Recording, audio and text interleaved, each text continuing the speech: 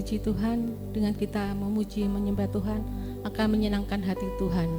Biar kita memberikan yang terbaik, baik hati kita, pikiran kita, hidup kita.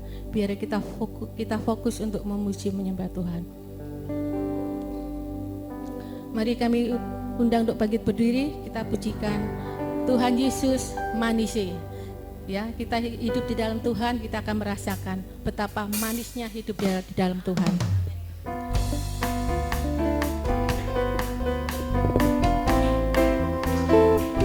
Percaya di dalam Tuhan ada sukacita.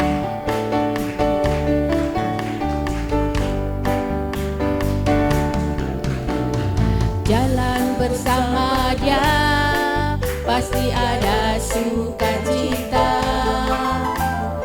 Jalan bersama Yesus, hatiku kan sejahtera. Oleh karena kasih-Nya, hidupku selalu bahagia. Oleh karena kasih-Nya, damai di hatiku. Berjalan dengan Yesus manise. Hidup di dalam Tuhan Yesus manise, selalu manise, bersama Dia, bersama Dia, bersama Dia, bersama Dia, sungguh manise. Jalan bersama Dia pasti ada sukacita. Jalan bersama Yesus, hatiku kan sejahtera. Oleh karena kasih-Nya, hidupku selalu bahagia. Oleh karena cinta-Nya, damai di hatiku.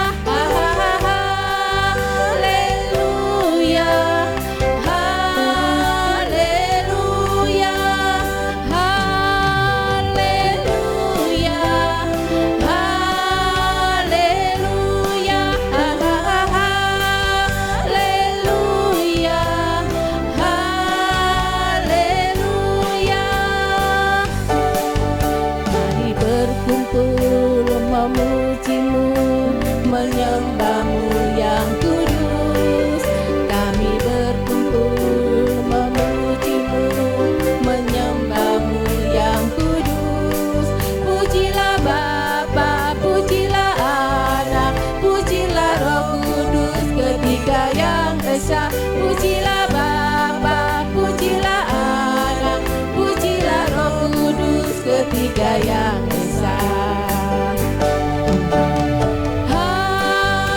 Haleluya, haleluya, haleluya.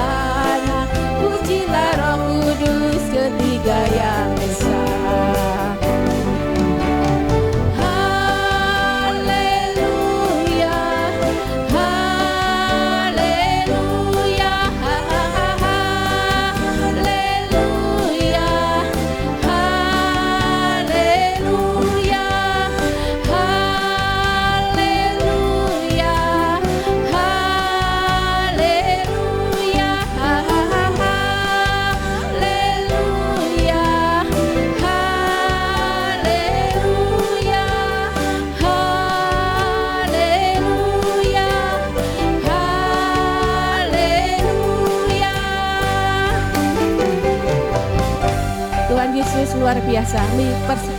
Persilakan duduk kembali.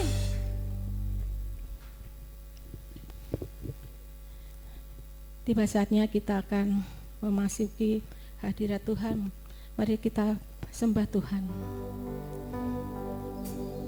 Kita percaya di dalam hadirat Tuhan ada kuasa, ada mujizat, ada kesembuhan. Haleluya Yesus.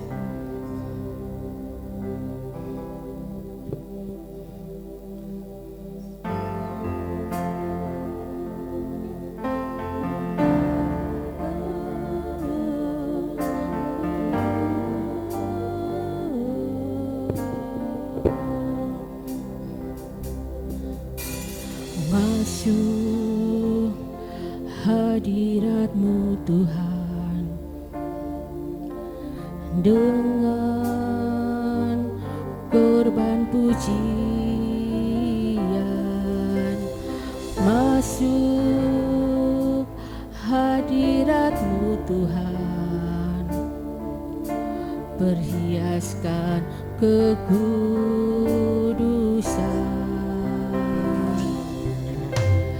Hadapan hadirat-Mu Tuhan, ku rasakan kedamaian.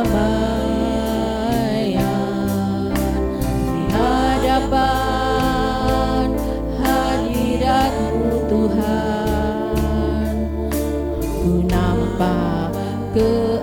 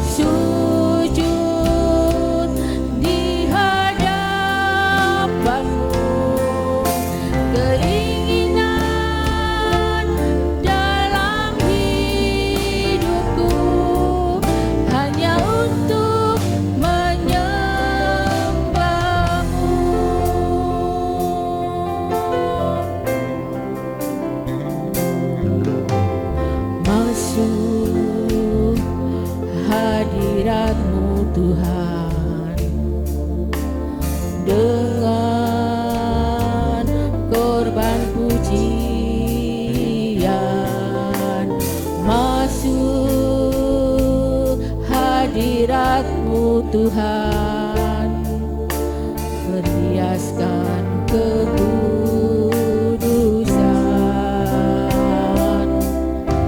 Di hadapan hadirat-Mu Tuhan, ku rasakan kedamaian. Di hadapan hadirat-Mu Tuhan, ku nampak keagungan.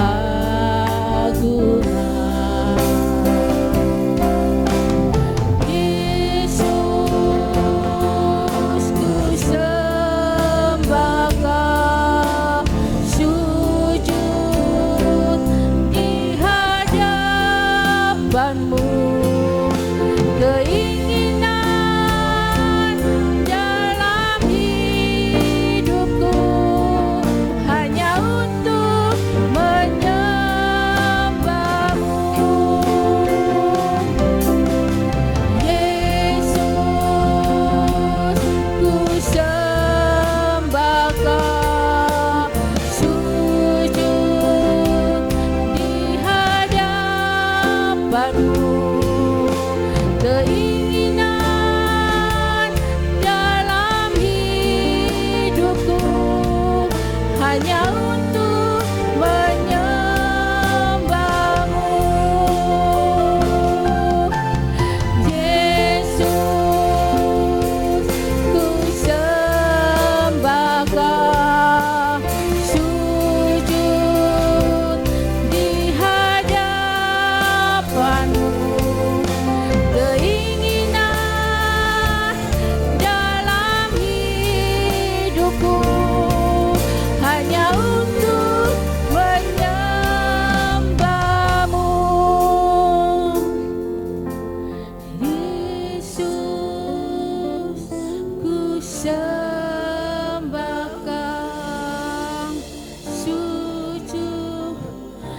kami Tuhan, kerinduan setiap hati anak-anak-Mu Tuhan. Kami mau menyembah-Mu Tuhan dengan segenap hati kami Tuhan. Haleluya, hanya Engkau Tuhan yang layak kami sembah, hanya Engkau yang layak kami tinggikan Tuhan. Hambamu, Yesus, Yesus, sembah Kau, sujud di hadapan-Mu. Kami mau bersujud di hadapan-Mu Tuhan. Kami mau naikkan rasa syukur kami di hadapan-Mu Tuhan. Haleluya Yesus, untuk menyembah-Mu.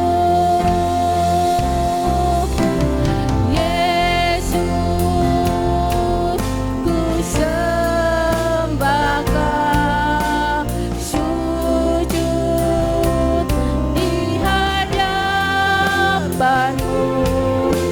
Keinginan dalam hidupku hanya untuk menyembah-Mu, hanya untuk menyembah-Mu, hanya untuk menyembah-Mu,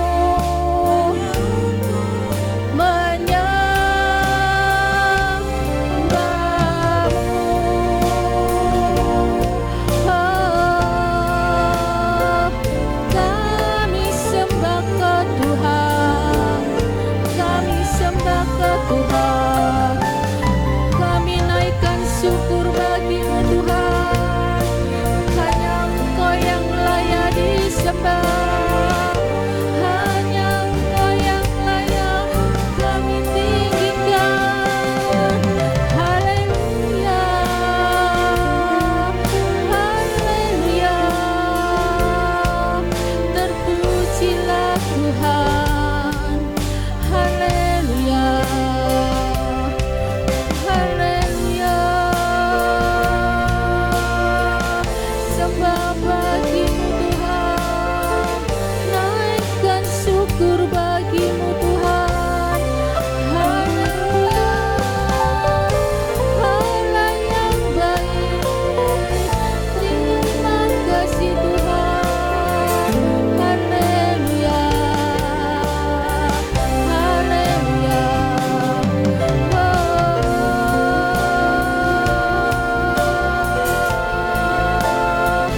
kami bersyukur Tuhan, kami bersyukur Tuhan.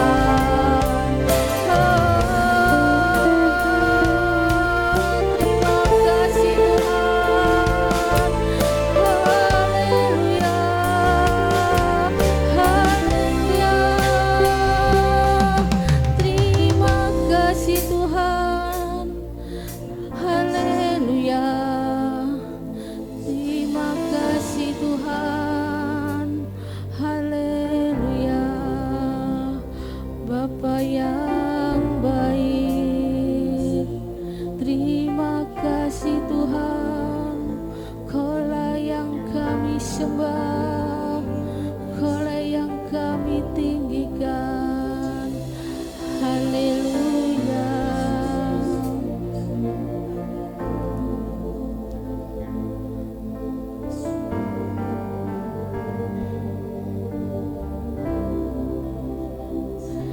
Jadikan aku indah yang Kau pandang mulia, seturut karya-Mu di dalam hidupku.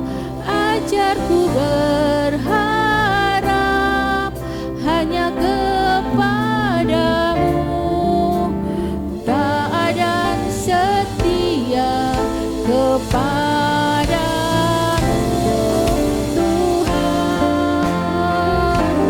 Jadikan aku indah yang Kau pandang mulia, seturut karya-Mu di dalam hidupku.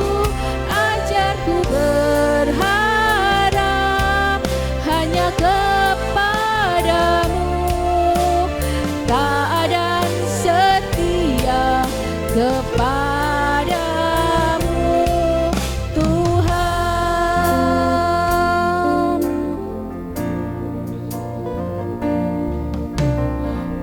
datang ya Bapa dalam kerinduan, memandang keindahan-Mu. Ku berikan segalanya, semuanya yang ada. Ku ingin menyenangkan hati-Mu, oh Tuhan. Jadikan aku indah, yang Kau pandang mulia. Seturut karya-Mu di dalam hidupku, ajarku berharap hanya kepadamu, taat dan setia kepadamu, Tuhan. Jadikan aku indah, yang Kau pandang mulia. Seturut karya-Mu di dalam hidupku, ajarku berharap hanya kepadamu, taat dan setia kepadamu, Tuhan. Ku datang ya Bapa dalam kerinduan, memandang keindahan-Mu. Ku berikan segalanya, semuanya yang ada. Ku ingin menyenangkan hati-Mu, oh Tuhan. Jadikan aku indah, yang Kau pandang mulia. Seturut karya-Mu di dalam hidupku, ajarku berharap hanya kepadamu, taat dan setia kepadamu, Tuhan. Jadikan aku indah, yang Kau pandang mulia.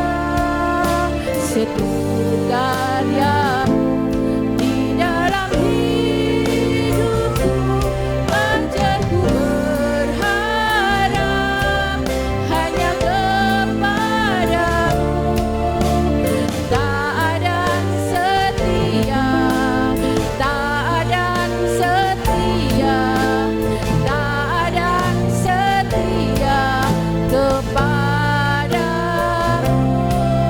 Tuhan.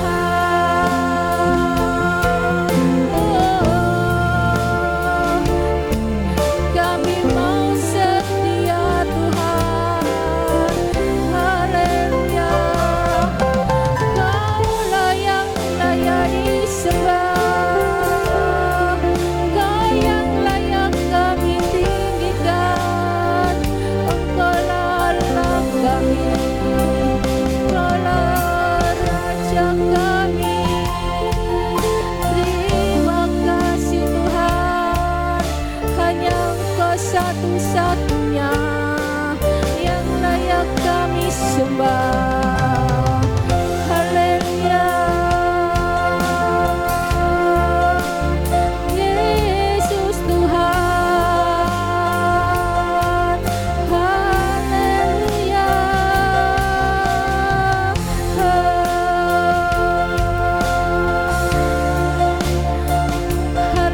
Haleluya. Terpujilah Tuhan. Haleluya.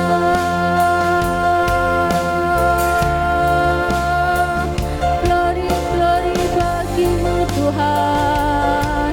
Terima kasih Tuhan. Haleluya.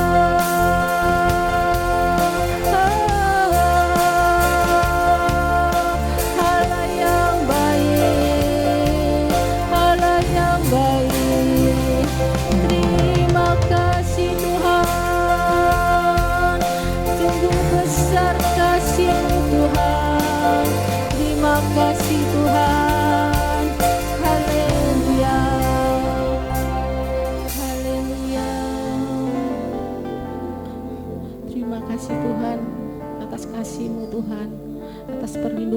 yang sempurna atas hidup kami Tuhan.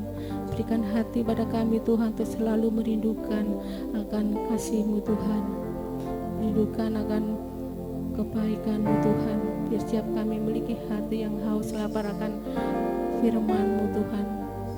Haleluya, haleluya.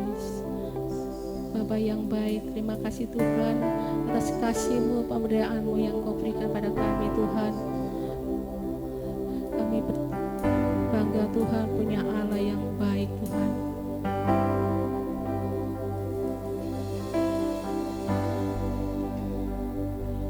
Ku sembah Engkau, Allah yang perkasa.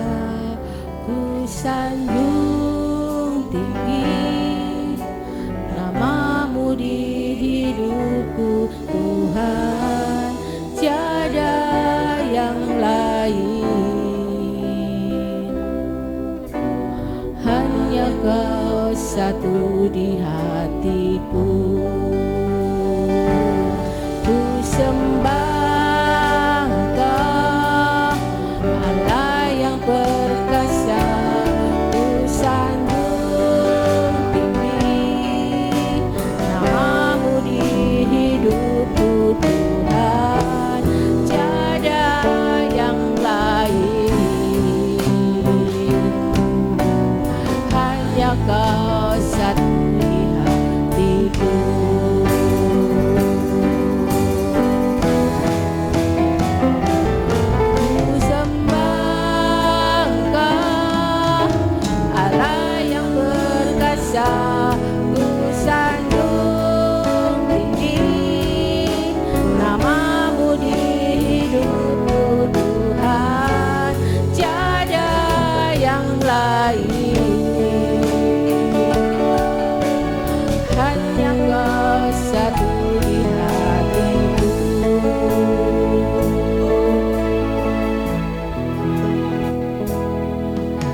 Selain Kau tiada yang lain, hanya Kau milikku di surga.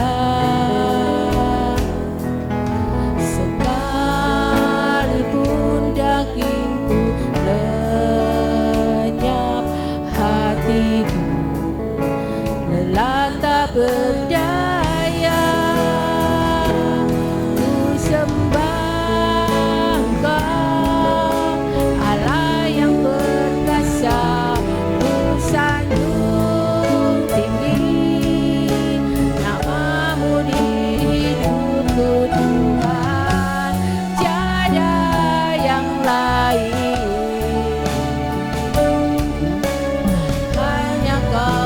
Satu di hatiku.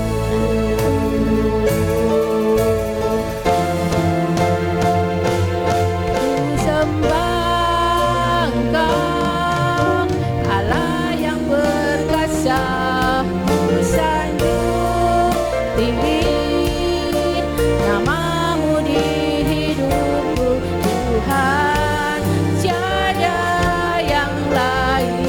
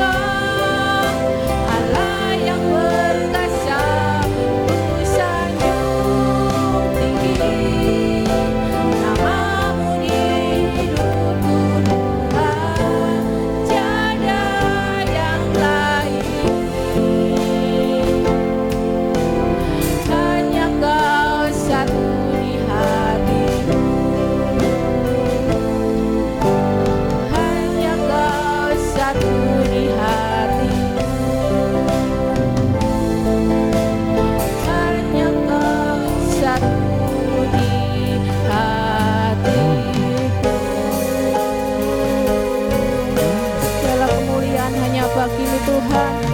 Haleluya, haleluya, haleluya. Terima kasih Tuhan, kami sudah memuji-Mu, menyembah-Mu Tuhan.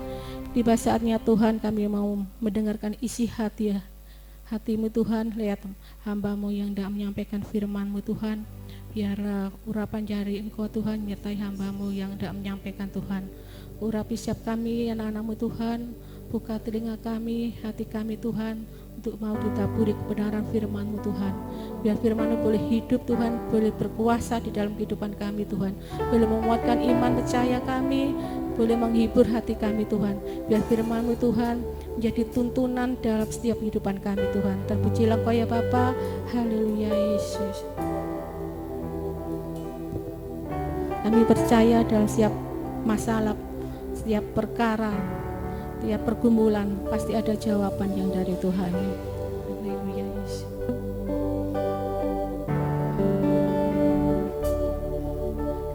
Kau tak pernah mencobai lebih dari kekuatanku. Bahkan di padang gurun ku alami keajaiban-Mu. Kau tak pernah mencobai lebih dari kekuatanku.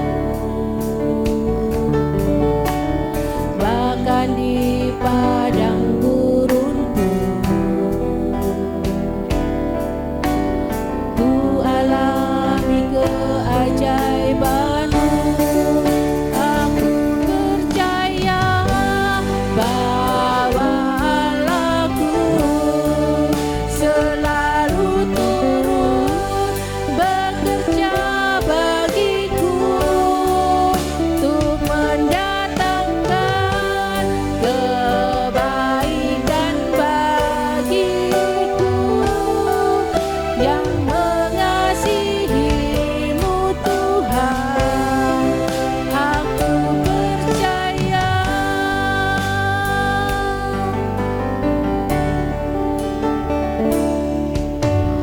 Kau tak pernah mencobai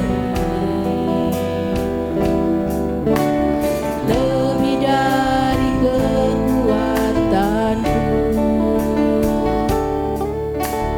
Bahkan di padang gurun ku alami keajaiban-Mu.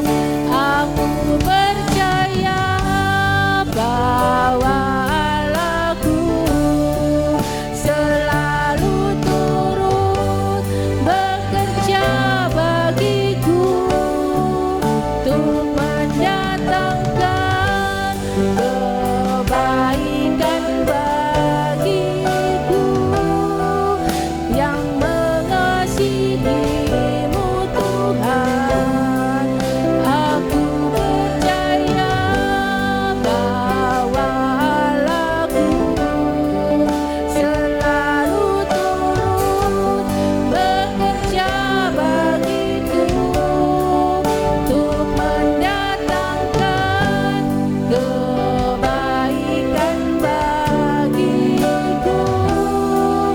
Yang mengasihi-Mu Tuhan, aku percaya. Kami undang untuk bagi berdiri untuk menyambut firman Tuhan yang tidak mau sampaikan.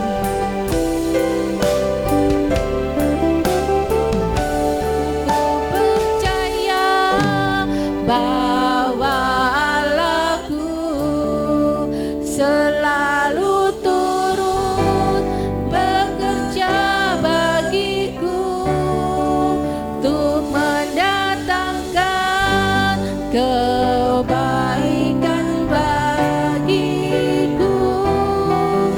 Yang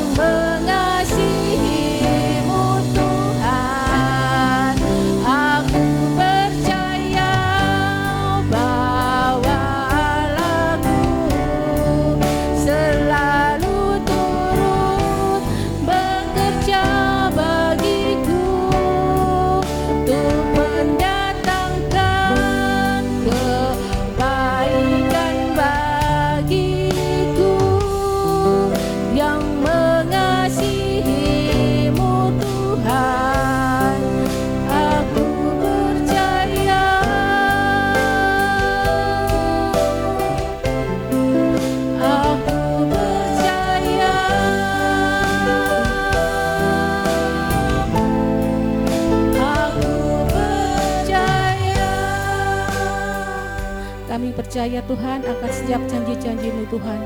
Biar firman-Mu Tuhan mampu memberikan kami tuntunan Tuhan dalam kehidupan kami Tuhan. Kami hendak mendengarkan firman-Mu, urapi setiap kami dan kuasa Roh Kudus-Mu. Berikan kami pengertian, kekuatan yang dari Engkau Tuhan. Kami mau Tuhan dengar akan firman-Mu Tuhan. Kami siap untuk diisi dengan kebenaran firman Tuhan. Hamba-Mu yang sudah Kau percaya untuk menyampaikan firman-Mu Tuhan. Urapi Tuhan hamba-Mu dan kuasa Roh Kudus-Mu Tuhan. Biar setiap tutur kata yang disampaikan Tuhan benar-benar datangnya dari isi hati-Mu. Mari yang siap untuk mendengarkan firman Tuhan kita katakan amin. Selamat malam. Shalom.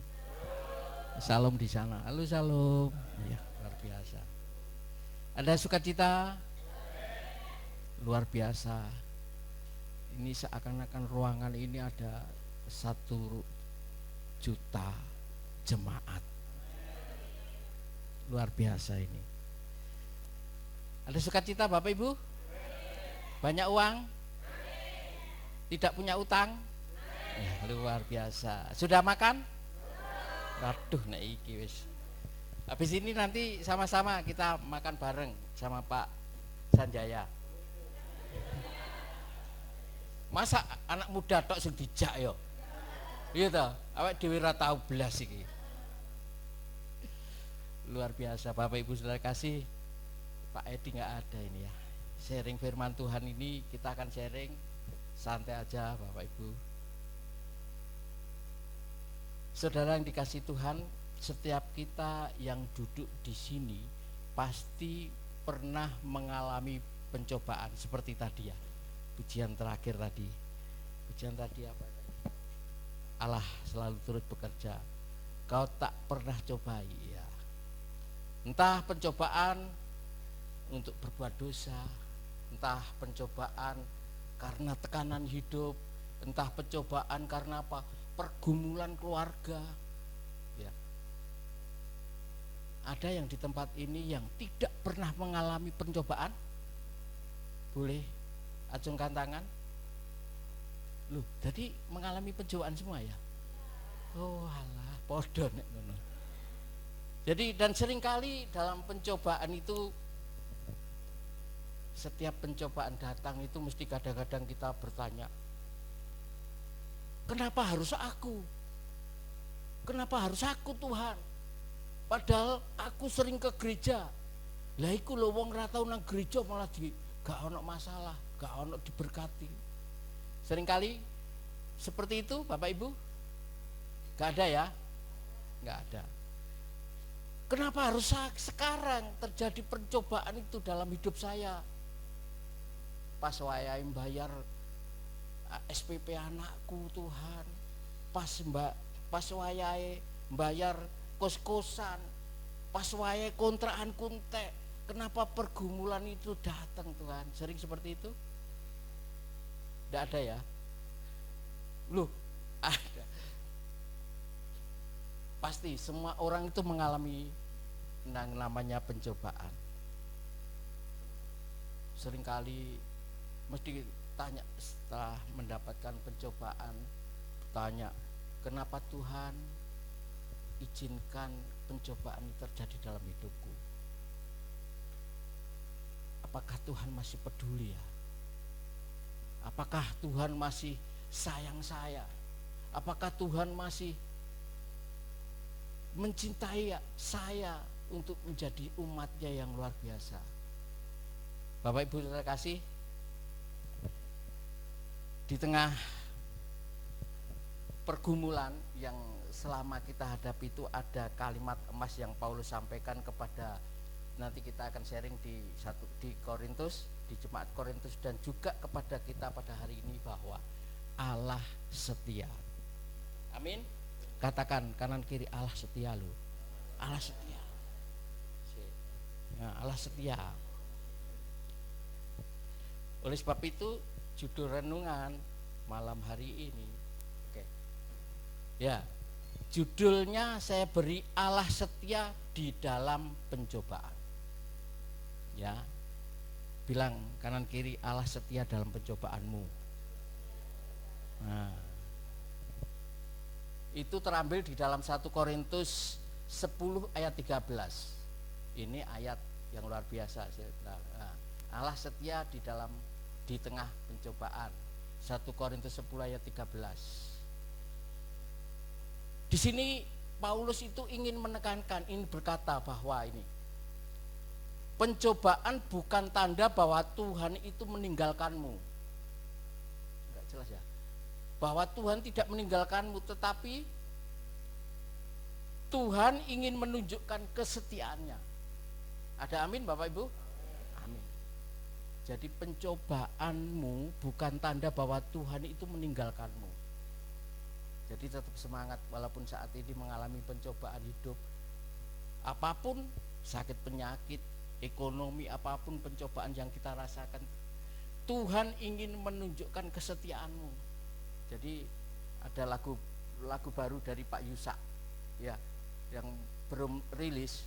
Kemarin kita ngulik untuk ini, lagunya itu netes, judulnya lupa saya. Jadi intinya gini, kalau diproses jangan protes ya.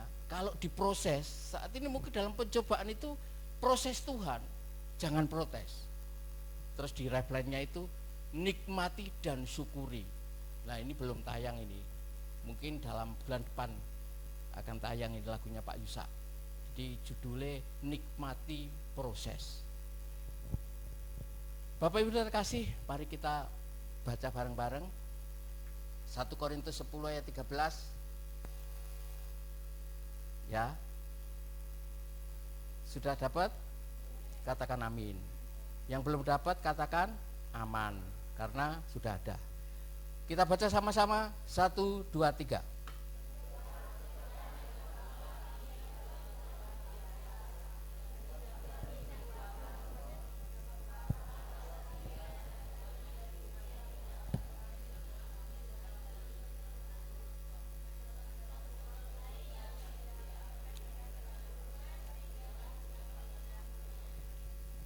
Dawa ya.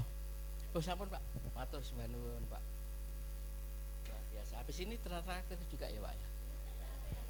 Wis gak apa-apa nek angkringan gitu ya Pak. Iya. Bapak Ibu terkasih, ini ayat yang seringkali kita dengar, seringkali kita dengarkan dari pengkhotbah, kita sering baca, seringkali merenungkan. Pencobaan-pencobaan yang kamu alami ialah apa? Pencobaan biasa yang tidak melebihi kekuatanmu, sebab Allah setia, dan karena itu Ia tidak akan membiarkan kamu dicobai melampaui kekuatanmu. Pada waktu dicobai, Ia akan memberikan kepadamu apa? Jalan keluar sehingga kamu dapat menanggungnya. Bapak Ibu saudara kasih, firman Tuhan ini luar biasa. Kalau mau mengetahui, pengen ngerti apa sih maksudnya Paulus menulis seperti itu, kita harus baca dari 1 Korintus 10, dari 1 Korintus 8, 9, 10 sampai ke bawah. Oh ternyata nanti kita akan tahu maksudnya apa ini. Secara kontekstual, ini pencobaan ini kira-kira yang mencoba siapa? Ada pertanyaan ini. Nah, siapa yang mencobai di dalam secara kontekstual di 1 Korintus 10 ayat 13 ini? Ada yang tahu? Enggak apa-apa, kita sharing aja. Keinginan kita. Ada lagi pendeta gak usah jawab. Mesti soal gitu loh.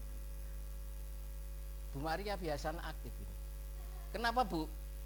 Siapa yang mencobai di dalam sini ya? Pencobaan-pencobaan yang kamu di sini adalah ada yang mencobai, ada yang dicobai. Nah, pertanyaan saya, ini siapa yang mencobai dalam konteks 1 Korintus ini?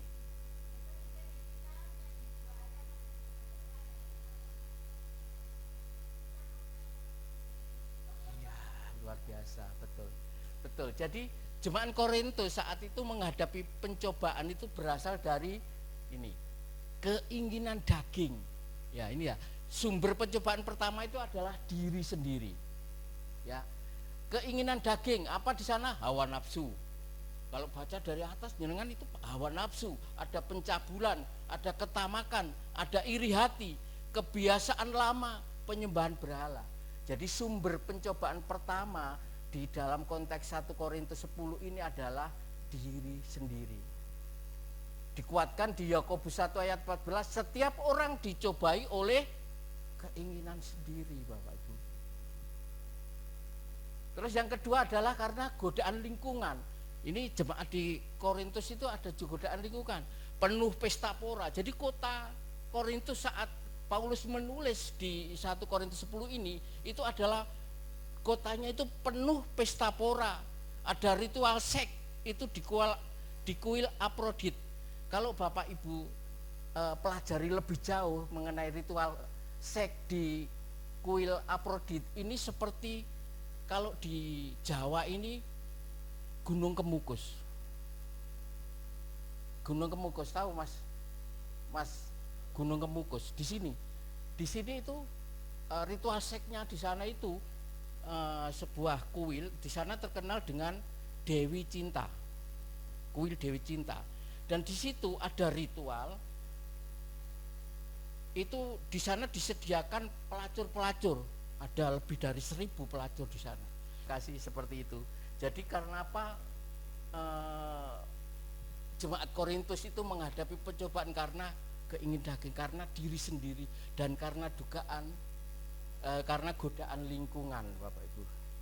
Dan jadi kesimpulan dari ayat ini adalah Tuhan itu mengizinkan pencobaan terjadi, tetapi bukan dia sumber pencobaan.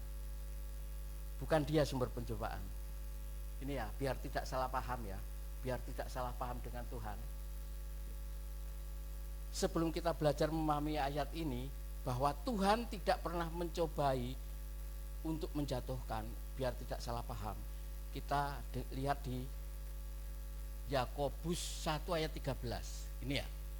Apabila seorang dicobai, janganlah ia berkata, pencobaan ini datang dari Allah. Sebab Allah tidak dapat dicobai oleh yang jahat, dan ia sendiri tidak mencobai siapapun. Ya, jelas ya bahwa Tuhan tidak menjelas. Lebih jelas lagi di firman Allah yang hidup. Itu di sini dikatakan, dan apabila seseorang dicobai untuk berbuat salah, garis bawah ya, dicobai orang untuk berbuat salah, hendaknya ia ingat bahwa cobaan itu bukan dari Allah, karena Allah tidak dapat dicobai oleh kejahatan, dan juga tidak mencobai orang untuk apa? Berbuat jahat. Jadi kita sepakat ya bahwa Tuhan tidak pernah mencobai kita ya. Sepakat dulu. Sepakat ya bahwa Tuhan, jadi biar nanti tahu bahwa di apa yang di dalam 1 Korintus 10 tadi.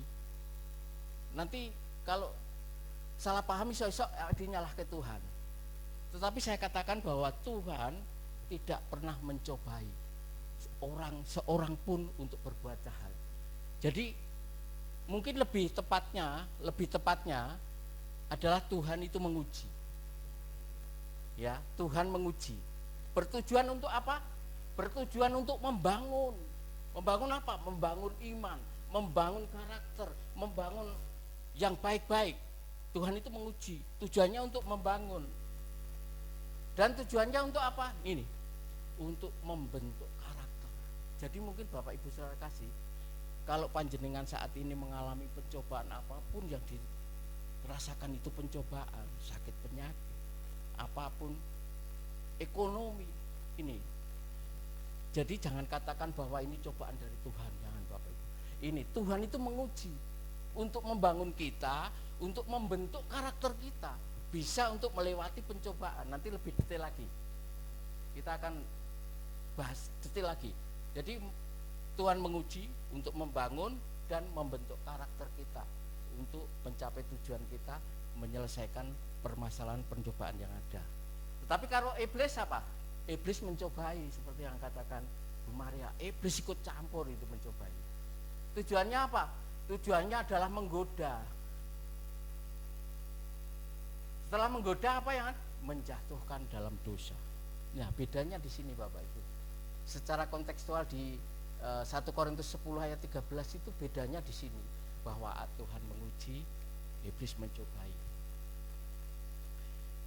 Selanjutnya mari kita bahas tentang 1 Korintus 10 ya. 1 Korintus 10 ayat 13. Di sana dikatakan, pencobaan-pencobaan yang kamu alami ialah pencobaan biasa yang tidak melebihi kekuatan. Kata pencobaan ini mengacu pada godaan. Ya, secara kontekstual itu mengacu pada godaan dan tekanan hidup. Jadi bukan ujian dari Tuhan, tapi mengacu pada godaan.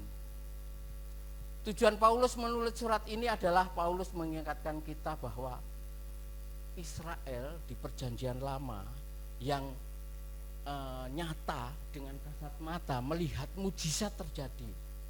Di Perjanjian Lama itu Israel itu melihat nyata mujizat terjadi di kasat mata mereka. Dengan mata telanjang dia bisa melihat mujizat. Mujizatnya apa? Melihat tiang awan, melihat tiang api, dan apalagi menikmati mana. Dengan kasat mata di depan mata dia bisa melihat mujizat yang terjadi. Tetapi apa yang dilakukan? Dia itu juga melihat kenyataan bahwa Tuhan membuat mujizat, tetapi mereka bangsa Israel tetap jatuh dalam dosa.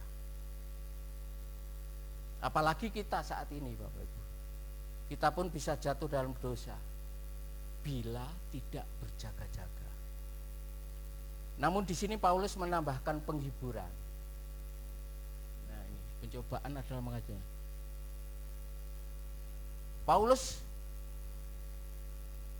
Di sini Paulus mengajarkan bahwa pencobaan biasa itu lazim.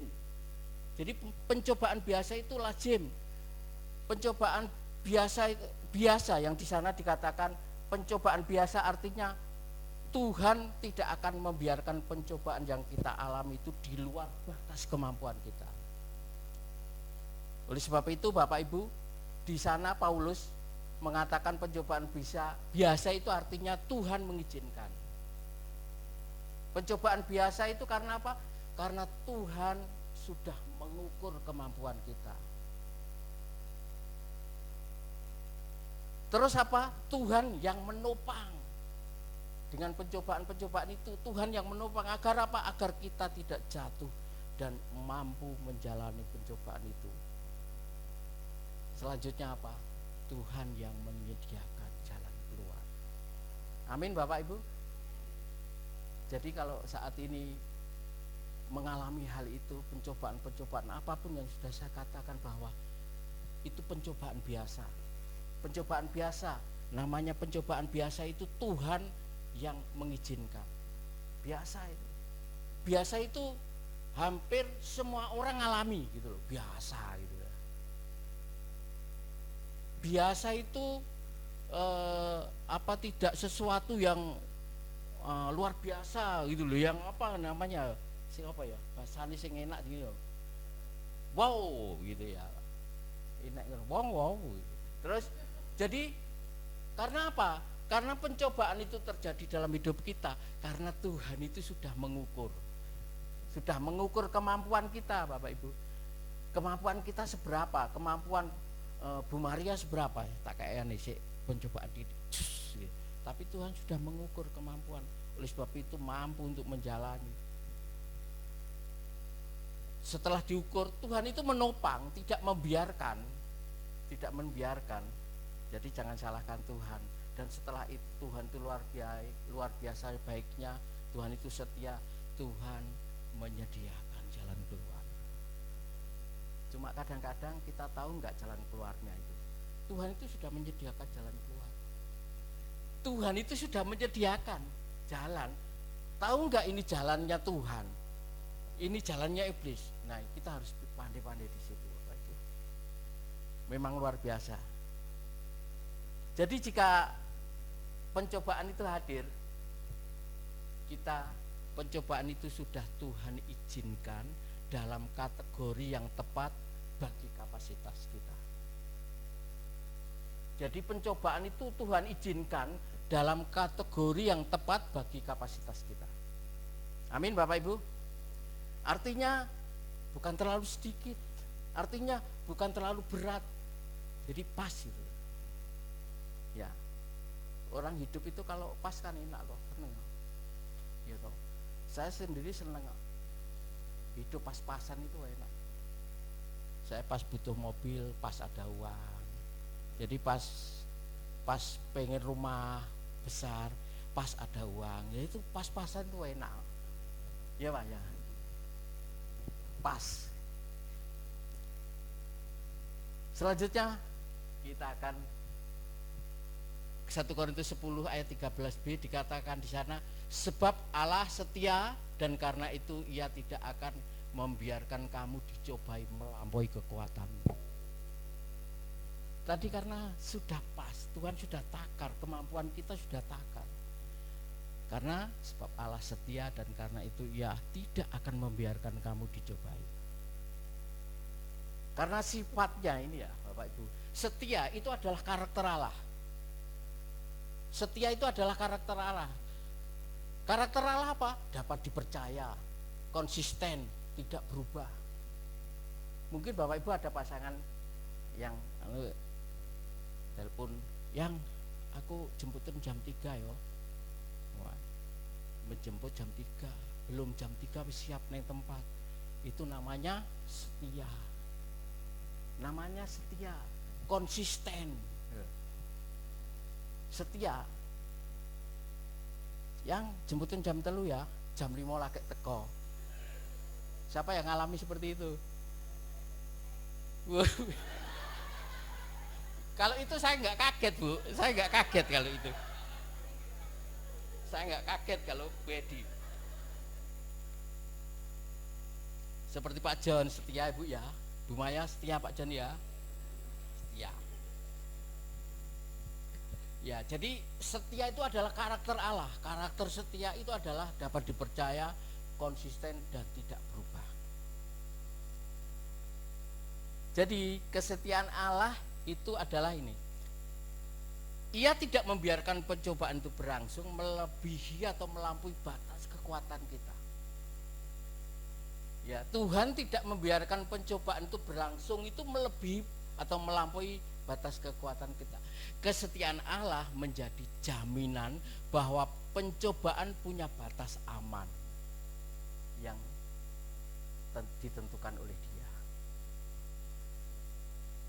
Jadi kesetiaan Allah itu menjadi jaminan. Kesetiaan Allah menjadi jaminan bahwa pencobaan itu punya batas aman dalam hidup kita. Kira-kira dalam kehidupan kita ada nggak yang manusia tidak mampu? Kira-kira apa ya Bu ya? Manusia itu tidak mampu menjalani. Tapi semuanya itu Tuhan tahu bahwa ada batas kemampuan manusia. Tuhan tahu. Oh, iki nek tak kayak iki gak mampu iki. Iki nek tak kayak iki seperti doa Bapak Ibu ya. Doa terus doa. Mau tak kasih wae iki kok nek tak kasih iso rabi loro iki kok. Nah, Tuhan tahu itu Bapak Ibu. Tuhan tahu kemampuan manusia. Seperti ini ya, saya adakan contohkan ya. Batas kemampuan manusia itu yang pertama itu adalah emosional. Emosional manusia itu ada batasnya. Contohnya Elia merasa putus asa dan ingin mati, itu kalau panjenengan baca di 1 Raja-Raja. Ya, Elia itu merasa putus asa dan ingin mati. Ini ceritanya Elia itu baru saja menang besar di Gunung Karmel, ya. Tetapi setelah ancaman Isabel itu ada ketakutan. Jadi ia ada ketakutan, terus dia depresi, sampai ia berkata di sana di 1 Raja itu, Cukuplah sekarang ya Tuhan, ambillah nyawaku, sampai putus asa itu. Karena apa? Tuhan tahu kemampuan emosionalnya Elia, merasa putus asa dan ingin mati. Sampai cukuplah sekarang yang Tuhan, ambillah nyawaku. Apa yang dilakukan? Tuhan tahu batas emosional, Ia memberi jalan keluar dengan pemulihan. Bukan hukuman, tapi pemulihan. Batas kemampuan manusia yang kedua adalah apa? Moral. Tuhan tahu bahwa batas kemampuan manusia itu, moral manusia itu ada batasnya. Contohnya Yusuf. Ya. Godaan seksual dari istri Potifar. Istri Potifar namanya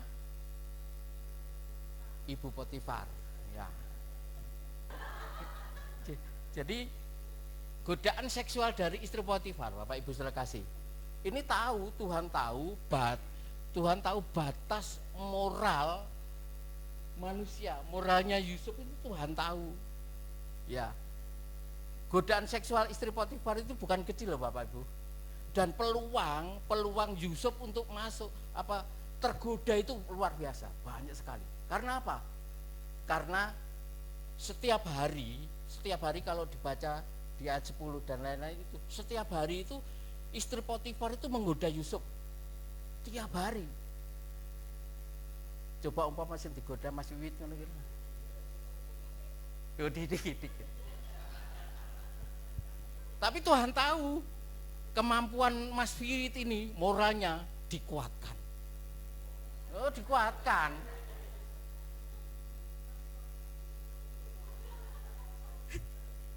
Gak melu-melu loh Mas aku. Ya, peluang besar untuk Yusuf ini jatuh dalam godaan itu besar sekarang, karena apalagi Yusuf itu masih muda, penuh gairah. Iya Pak ya. Masih muda, apalagi diiming-iming dan lain-lain. Wah, godaan itu gampang. Terus apalagi peluang untuk bisa jatuh itu, ia itu tinggal serumah dengan istri Potifar. Jadi tiap hari, tiap detik, tiap saat ketemu istri Potifar, ketemu neng dapur, ketemu neng kamar mandi, ketemu neng kene, ketemu. Godaannya besar, peluangnya. Tapi Tuhan itu memberi kemampuan moralnya Yusuf. Dan yang lagi bisa memberikan membuat Yusuf itu tergoda, itu karena istri Potifar itu berkuasa saat itu.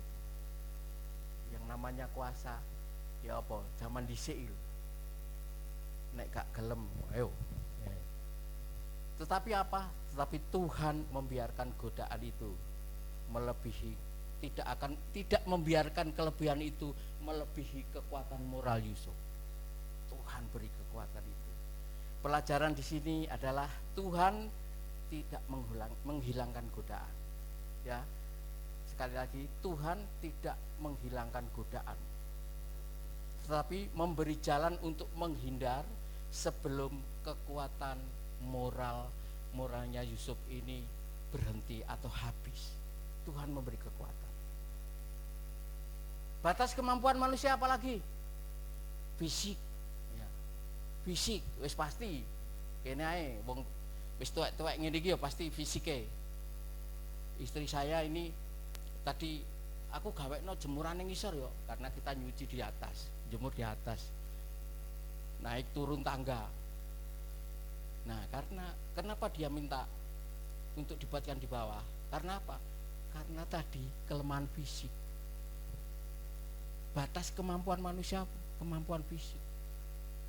Wah, Pak Edi walaupun keliling kemana-mana pasti kadang-kadang wah boyokku deh. Iya Pak ya. Boyokku itu kelemahan fisik. Kemampuan manusia untuk fisik itu ada batasnya. Contohnya di Paulus. Contoh Paulus, duri dalam daging dan kelemahan tubuh. Itu di 2 Korintus. Ya, fisik. Karena apa? Paulus menghadapi penderitaan fisik yang menetap. Apa itu? Duri dalam daging. Ya apa rasane wis gak iso dibayangke.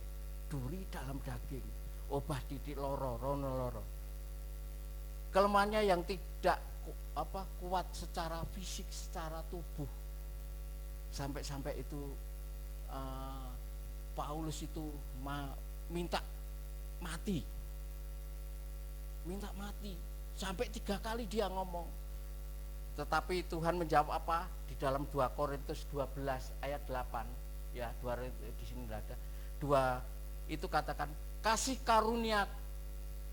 karuniaku bagimu, sebab justru dalam kelemahan kuasaku menjadi apa? Sempurna. Diberi penghiburan. Yusuf sudah putus asa karena ada duri dalam daging, putus asa, pengen mati, sampai ngomong sama Tuhan 3 kali, Tuhan angkatan aku Tuhan. Tetapi Tuhan menjawab, kasih karuniaku bagimu, sebab justru dalam kelemahan kuasaku menjadi sempurna. Jadi Bapak Ibu jangan putus asa. Mungkin saat ini sedang mengalami kelemahan tubuh, kelemahan fisik yang seperti yang Paulus rasakan. Kasih karunia Tuhan bagi kita yang mengalami hal itu. Karena di dalam kasih karunia Tuhan, kuasa Tuhan itu menjadi sempurna. Mungkin ada kesaksian istriku? Nanti aja. Istri saya kan oline wis entek ini. Jadi kemarin kalau jalan cekluk, apalagi waktu di mana ya, sampai nggak bisa jalan, sama masih di Pandaan, sampai nggak bisa. Makanya kadang-kadang di mobil saya itu tak kasih, yang mobil anu tak kasih itu tongkat. Itu kelemahan fisik. Di ronsen sampai ke saraf, ke dokter saraf, dan sekarang dokter ortopedi. Wah, ini sudah stadium 4 apa gitu. Jadi harus dioperasi ini. Waduh. Grade 4 harus dioperasi. Kalau enggak ya disuntik, ditambahi oli kali. Ternyata Bapak Ibu ya, dengkule dhewe iki ana oline, Pak. Ana oline. Oline jadi makanya wis tuwek dadi oline berkurang. Jadi jangan berhenti makan gorengan. Di situ kan mengandung minyak. Jangan mengandung minyak, ya. Tetapi apa yang dia serahkan. Karena istri saya tahu seperti ini. Paulus bahwa kemampuan Tuhan memberikan kemampuan untuk bisa mengatasi adalah fisik.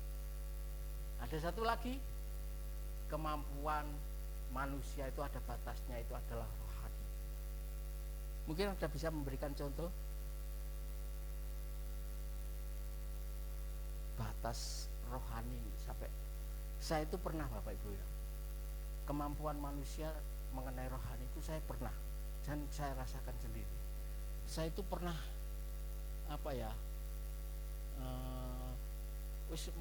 malas pelayanan. Pernah saya. Nah, di sini ternyata saya baca di sini Bapak, bahwa kemampuan rohani manusia itu ada batasnya. Saya pernah ngalami pelayanan mari kono nang luar ning kono sepertinya sibuk pelayan tapi kok enggak ono rasanya itu. Pernah saya rasakan secara pribadi saya rasakan gitu. Tetapi setiap kita pelayanan di desa dan di situ ada sukacita, kita ada sukacita yang luar biasa, itu pulih lagi Bapak. Nah di situ jadi Tuhan itu tahu kemampuan rohani manusia itu ada batasnya. Mungkin saat ini menggebu-gebu pelayanan, mungkin suatu saat, semoga tidak terjadi dalam jemaat di sini, suatu saat akan merasa jenuh pelayanan, akan merasa itu. Tetapi dikuatkan di sini bahwa Tuhan itu memberi kekuatan, bahwa Tuhan tahu bahwa kekuatan rohani manusia itu juga terbatas, tidak terus gitu. Dan saya yakin dan percaya semua yang dialami ini juga pernah dialami hamba-hamba Tuhan yang luar biasa. Banyak kesaksian ini. Contohnya di sini Petrus. Ya Bapak Ibu. Petrus itu iman hampir runtuh saat menyangkal Yesus. Ya. Petrus karena apa? Yesus tahu Petrus itu. Karena Petrus itu terlalu percaya diri, ya. Kalau jenengan baca di sini, terlalu percaya diri. Terus Petrus apa? Tuhan tahu bahwa imannya Petrus itu belum dewasa. Dan ia berada di titik rapuh ketika Yesus itu ditangkap. Nah, pelajaran yang saya pelajari sini, mungkin saat itu saya terlalu percaya diri. Mungkin saat itu iman saya belum dewasa. Jadi saya mengalami seperti tidak ada kemampuan rohani saya untuk boleh bangkit. Pelajaran yang kita ambil di sini adalah Tuhan itu menjaga iman kita ketika kita lemah dan hampir jatuh. Percayai Bapak Ibu, percayai bahwa Tuhan itu menjaga iman kita. Menjaga iman kita ketika kita lemah dan hampir jatuh. Seperti iman Petrus tidak terputus karena apa? Karena Tuhan itu menopang. Oke, selanjutnya adalah kalimat 1 Korintus 10 ayat 13c. Pada waktu kamu dicobai, ia akan memberikan kepadamu jalan keluar sehingga kamu dapat apa? Menanggungnya. Pada waktu kamu dicobai, ia akan memberikan kepadamu jalan keluar sehingga kamu dapat menanggungnya. Di sana dikatakan pada waktu kamu dicobai, ya. Pada waktu kamu dicoba ini menunjukkan ketika atau tatkala pencobaan itu terjadi. Dan perlu diingat bahwa pencobaan itu ada dan pasti akan datang. Jadi semua manusia tidak akan terhindar dari pencobaan. Jadi pencobaan itu ada dan pasti akan datang dan kita akan mengalaminya. Pasti semua orang. Dari awal tadi kan saya tanya, mungkin ada yang belum di sini tidak ada pencobaan dalam hidupnya, nggak ada yang jawab. Karena apa? Karena pencobaan itu ada dan pasti akan datang dan semua akan mengalami.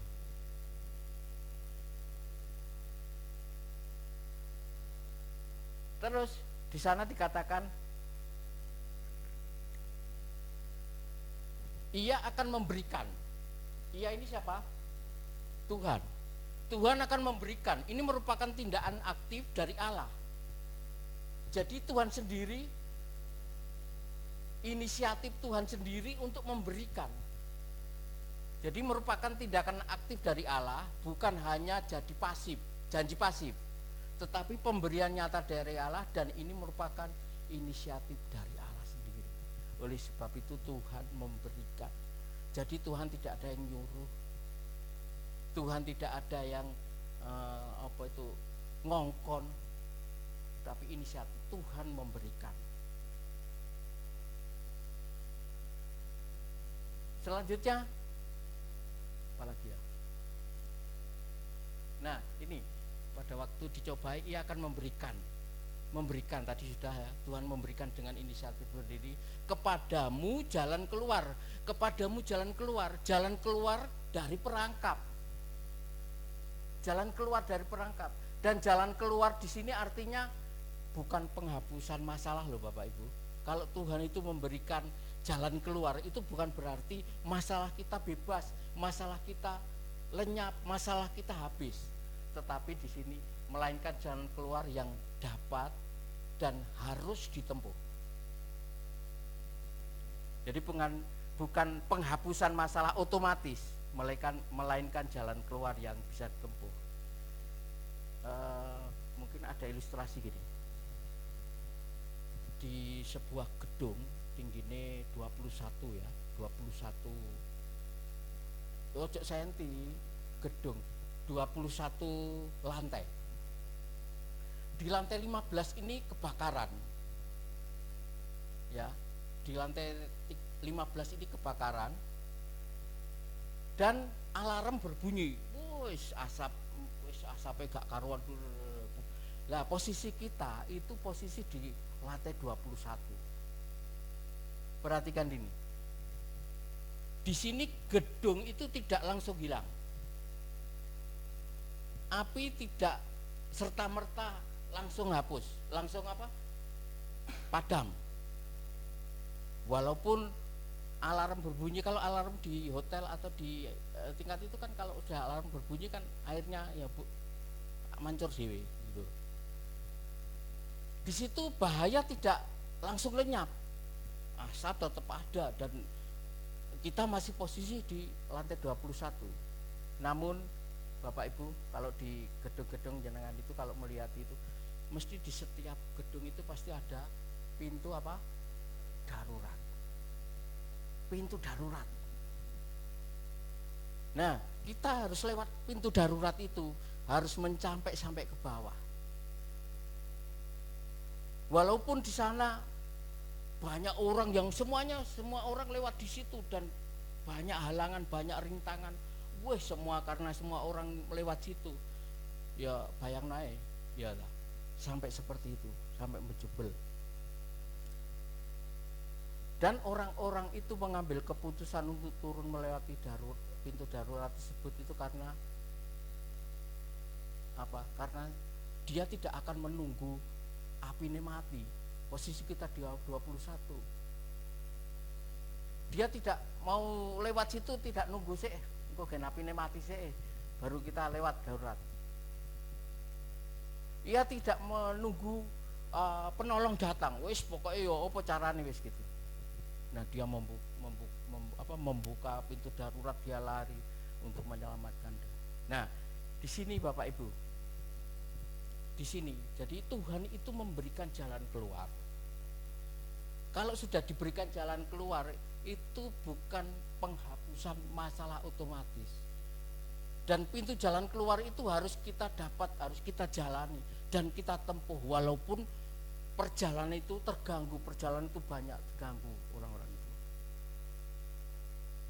Mungkin sampai di sini paham Bapak Ibu? Jelas? Belas gitu, ya tak?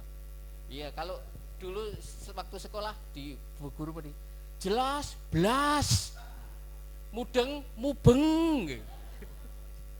Tapi di sini enggak ya? Ya. Oke, terima kasih, luar biasa. Jadi jelas, belas. Pemimpinnya Pak John ini. Kepadamu jalan keluar. Jadi terus dikatakan sehingga kamu dapat menanggungnya. Tujuan dari jalan keluarnya bukan sekedar lari dari masalah, melainkan agar kita mampu menanggung. Menanggung apa? Menanggung sampai tujuan, bertahan tanpa hancur. Ini tadi jalan keluar itu tujuannya ini. Kita bisa mampu untuk menanggung sampai tujuan dan bertahan tanpa hancur. Bapak Ibu terima kasih.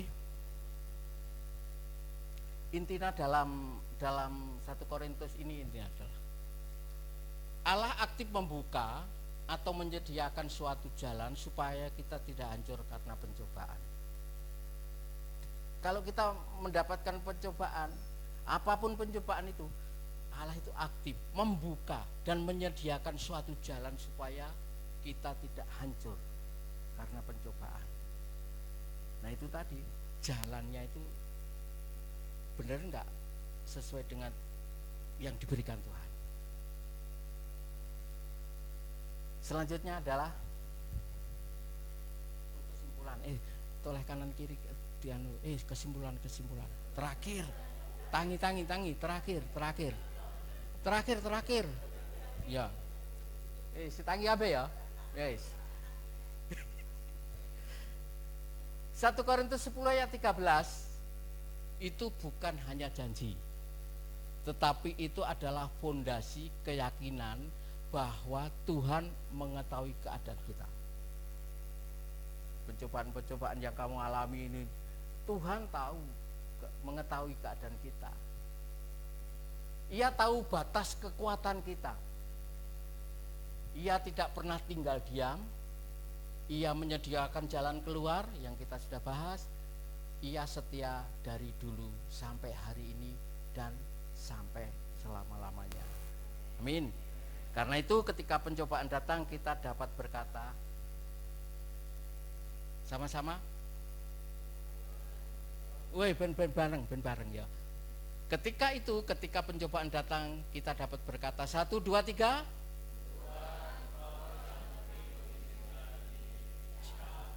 mampu dan Engkau pasti menyediakan. Luar biasa, tepuk tangan yang luar biasa untuk Tuhan. Mari kita berdoa untuk firman Tuhan ini.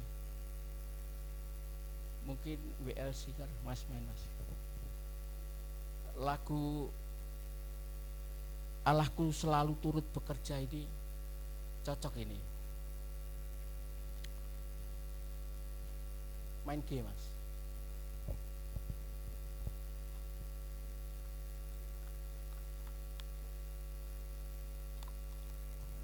Golep. Coba nyanyi ya.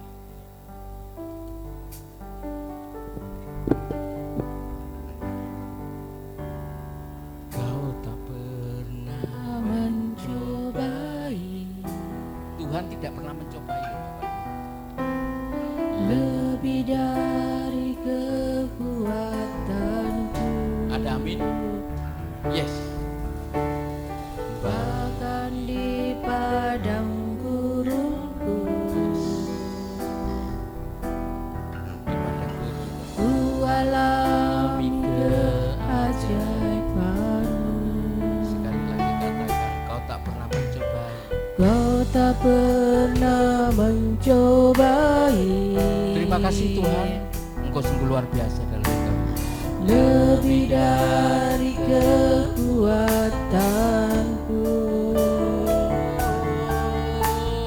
bahkan di padang gurun pun ku alami keajaiban. Sama-sama mari kita katakan, Percaya bahwa Allahku selalu turut bekerja bagiku untuk mendatangkan kebaikan bagiku yang mengasihi-Mu Tuhan. Aku percaya. mari kita undang bangkit berdiri. Kita pujikan dengan iman kita. Kau tak pernah mencobai. Tuhan tidak pernah mencobai. Lebih dari kekuatanku, bahkan di padang gurunku, ku alami keajaiban-Mu. Aku percaya bahwa Allahku selalu turut bekerja bagiku untuk mendatangkan kebaikan bagiku yang mengasihi-Mu Tuhan. Aku percaya bahwa Allahku selalu turut bekerja bagiku untuk mendatangkan kebaikan bagiku yang mengasihi-Mu Tuhan. Yang mengisi Tuhan, yang Mengasihi-Mu Tuhan. yang mengasihi-Mu Tuhan. Mengasihi-Mu Tuhan. Aku percaya. Mari kita sembah Tuhan. Imani, yakini, kita percaya Tuhan tidak memberikan pencobaan. Oh, Kau baik Tuhan. Satu-satunya Kau Allah kami Tuhan.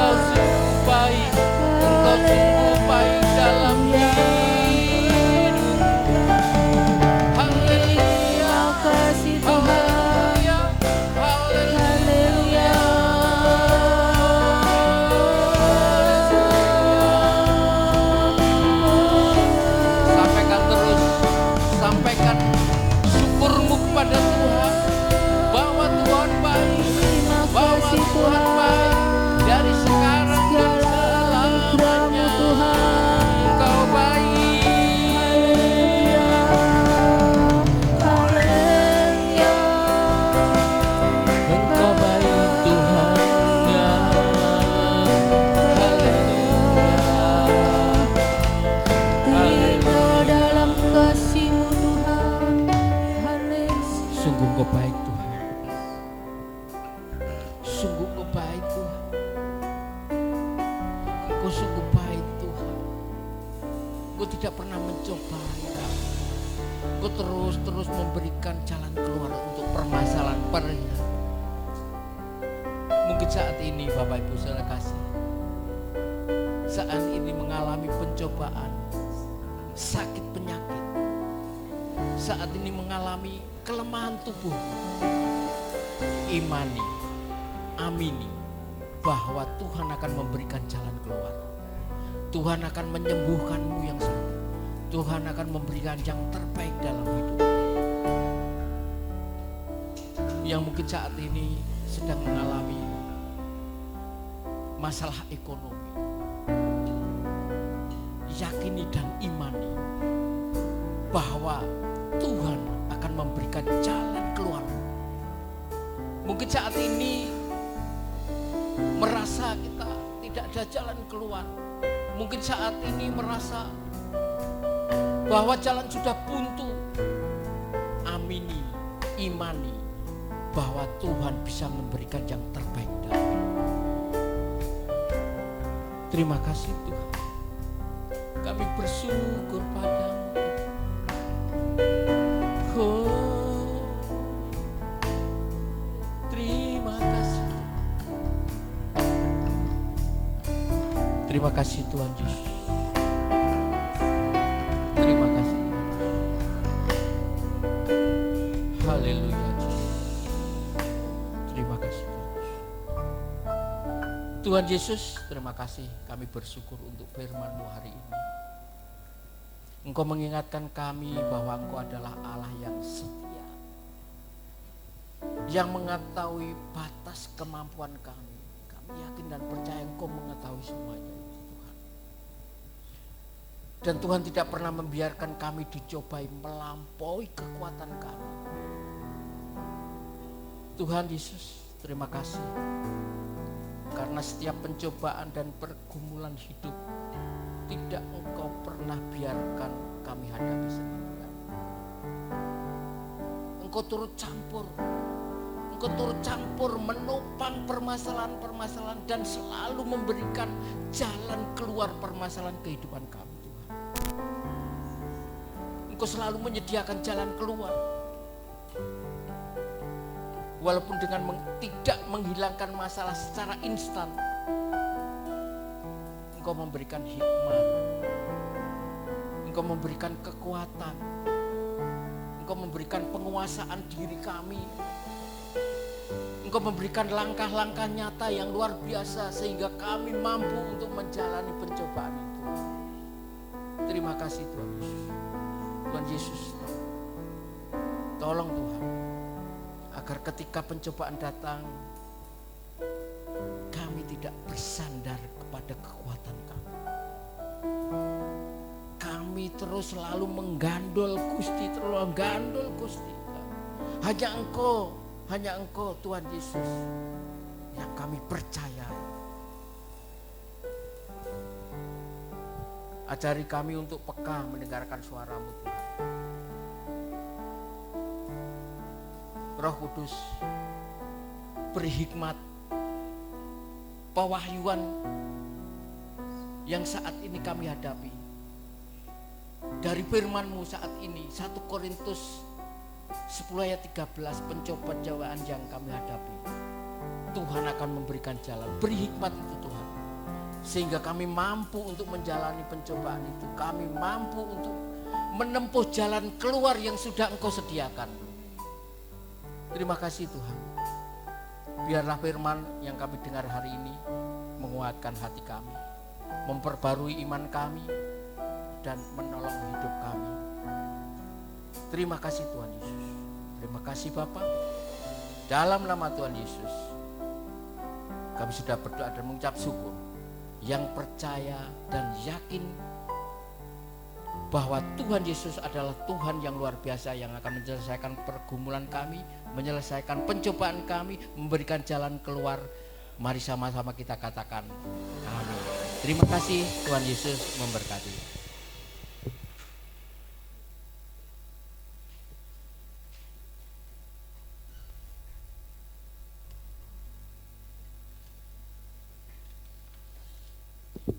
diberkati dengan firman Tuhan. Ada amin.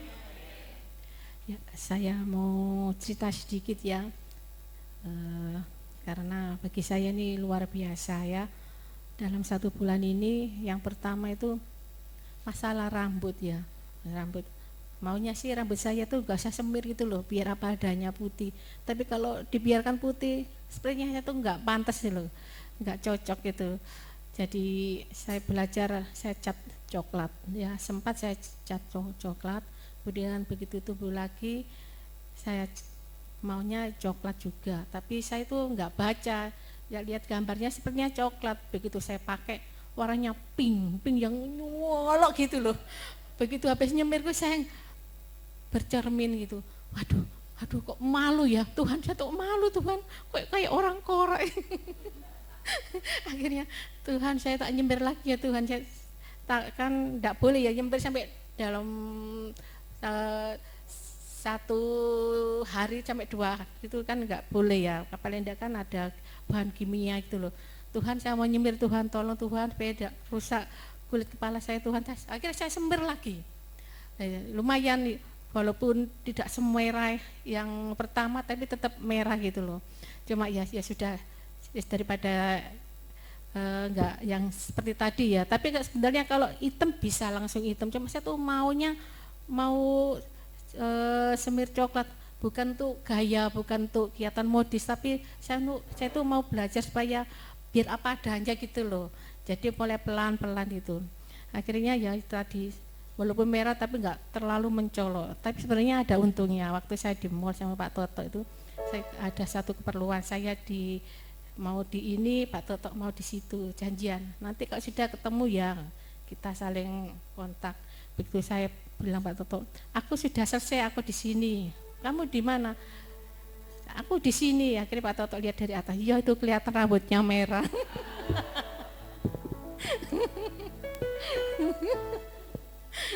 Terus yang kedua itu masalah yang seperti disampaikan Pak Toto tadi ya, masalah lutut saya itu ya. Waktu itu saya habis duduk di dingklik itu loh, di dingklik. Begitu saya bangun itu tahu-tahu bunyi keretek gitu, itu luar biasa sakitnya, sampai saya nggak bisa jalan. Jadi yang saya rasa bukan di lutut aja, sampai paha sampai di betis itu sakit luar biasa, nggak bisa digerakkan.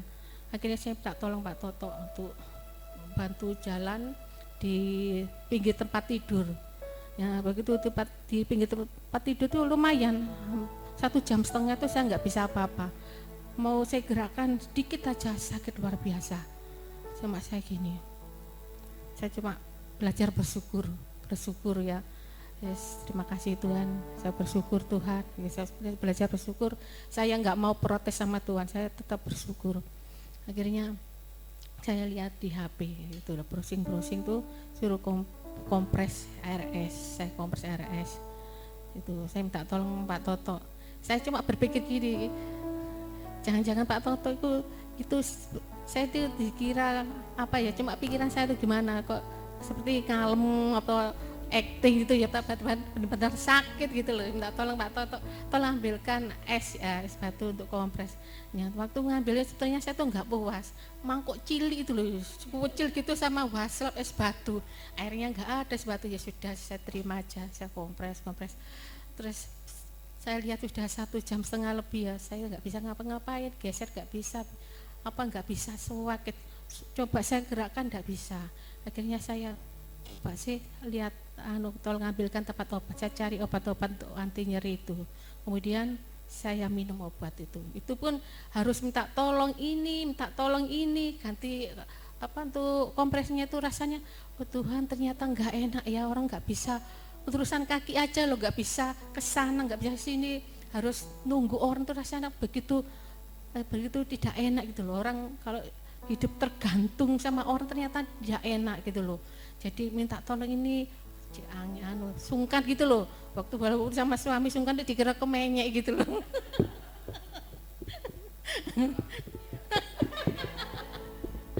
Ya situ. Akhirnya begitu tambah malam saya mulai geser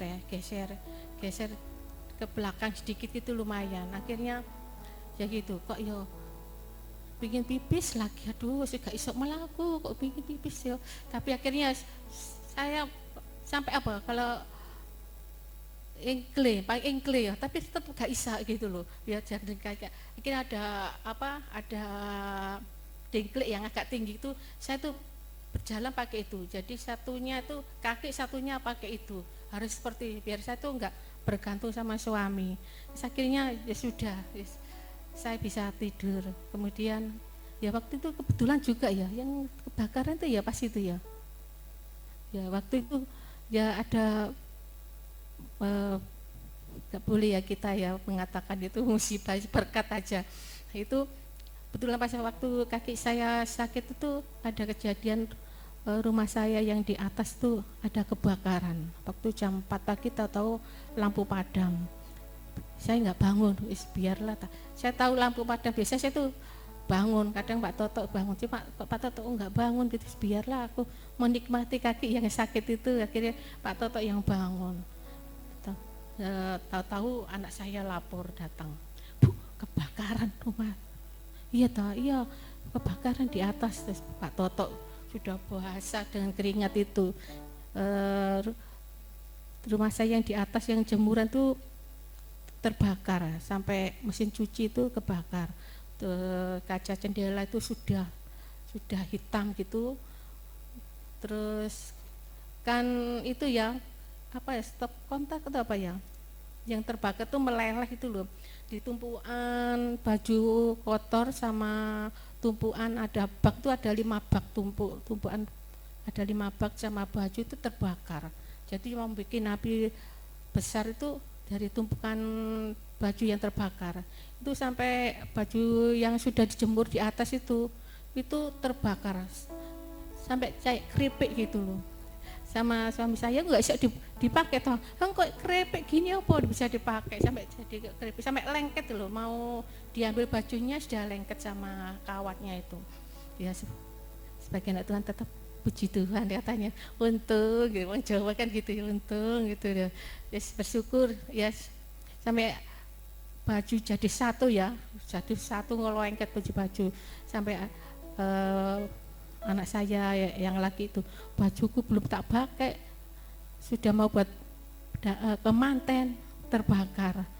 Yang tersisa tuh dari sekian baju itu cuma itu ada CD-nya ponakan saya itu yang aman. Loh, iki sih aman, iki sih terselamatkan itu. Yang terselamatkan coba itu, lainnya sudah jadi satu gitu.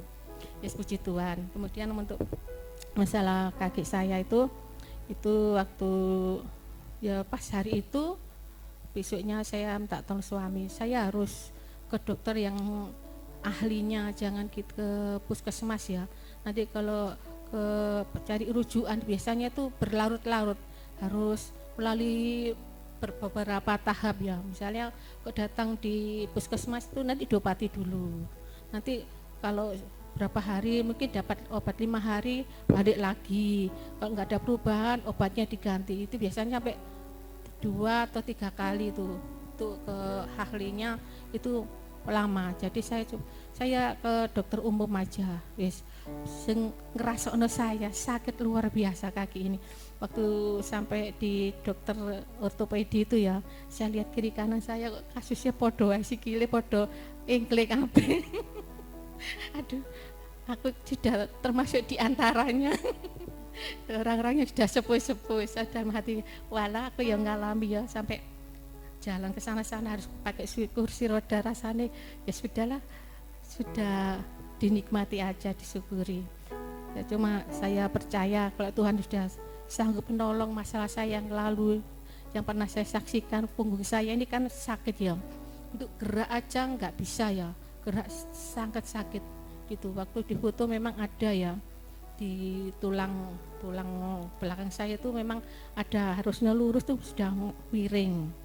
Terus kemudian juga ada keretakan sedikit berapa mili itu luar biasa. Tapi ya saya doakan itu sampai sekarang aman-aman, puji Tuhan.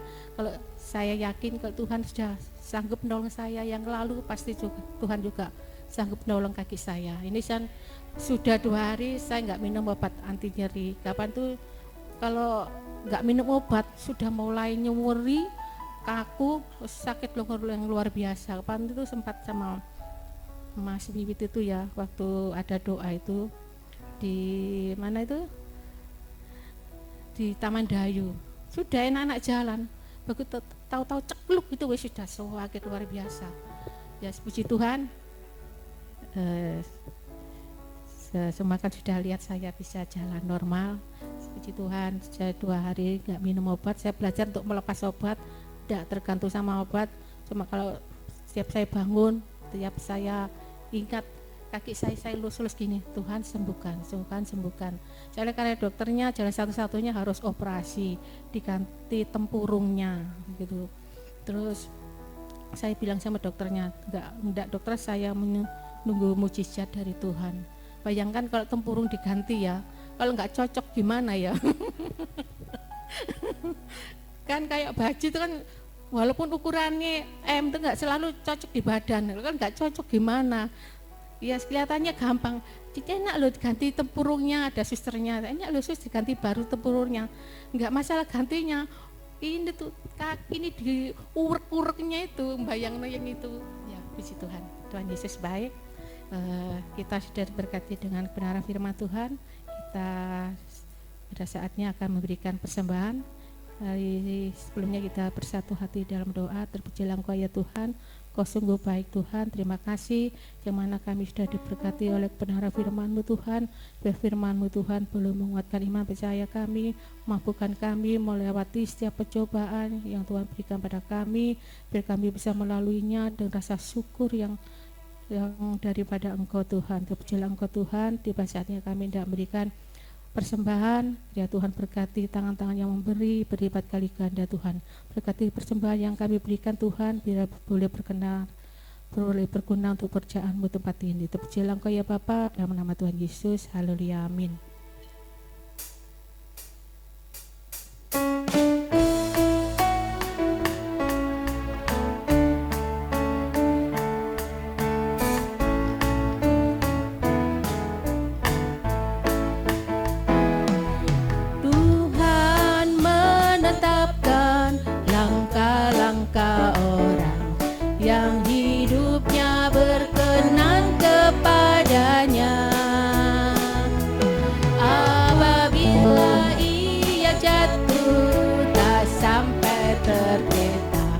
Sebab Tuhan menopang tangannya, tangannya, tangannya. Sebab Tuhan menopang tangannya. Apabila ia jatuh tak sampai tergeletak. Sebab Tuhan menopang tangannya. Tuhan menetapkan langkah-langkah tangannya,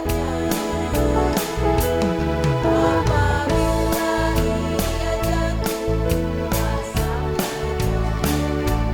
tangannya.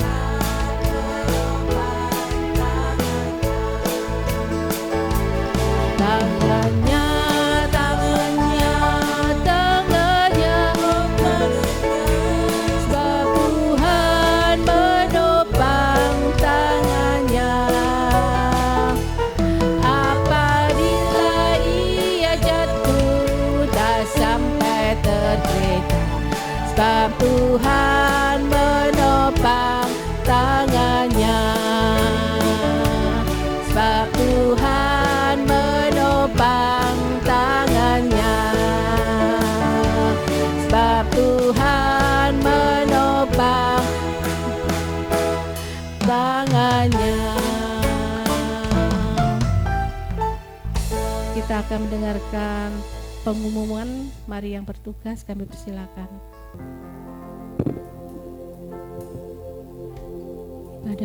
Ibadah sudah selesai. Kami undang untuk bangkit berdiri untuk menerima berkat dari Tuhan. Kami memuji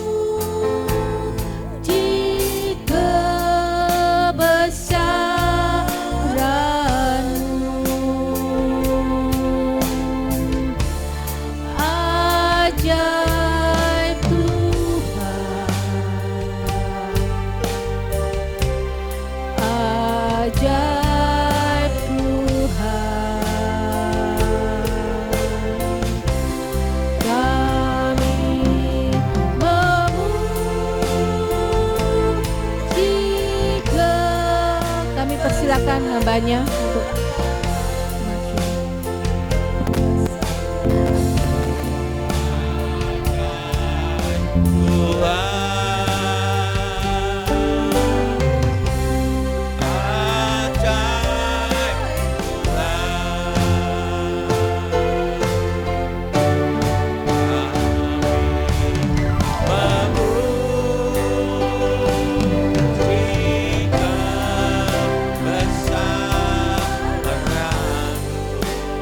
Ajaib Tuhan, ajaib Tuhan, oh ajaib Tuhan.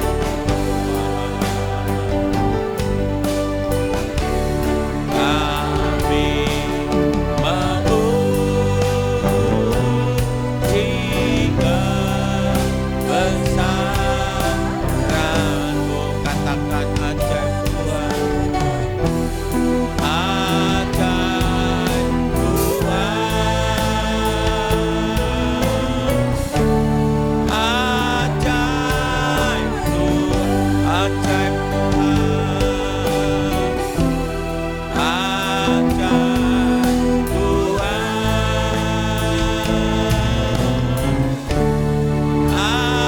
ajaib Tuhan.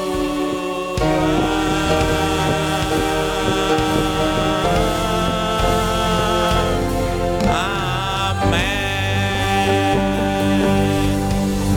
Mari Bapak Ibu Saudara yang terkasih, angkat tangan. Kini pulanglah.